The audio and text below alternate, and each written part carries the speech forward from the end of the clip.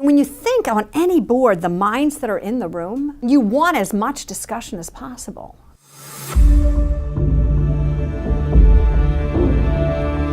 How do you find the board that you're serving on balance the short and long-term needs of the various stakeholders, given the pressures in the marketplace for such short-term results?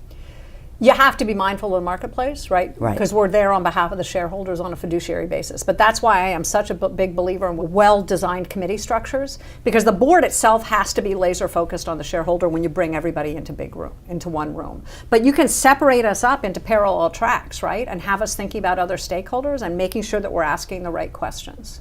And I think it's the discipline to do that, to know how to use the board time versus the committee time and making both meaningful. We don't do dog and pony shows at Abbott. We have meaningful discussions about key issues in each of the rooms that we sit in. So it's very strategic versus just information sharing. And I mean, when you think on any board, the minds that are in the room, I mean, you want as much discussion as possible. As much discussion as possible.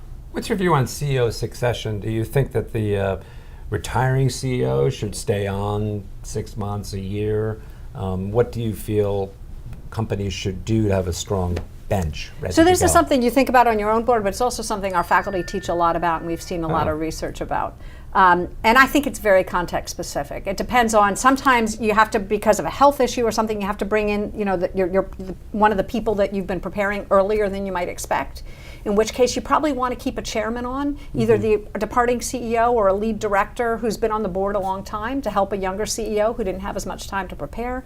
I mean, I think there are different contexts. Other times you've got somebody who's been well groomed, the timing is perfect, you've been able to control everything, and you know, it's probably 6 months and gone. I think it's extremely context specific.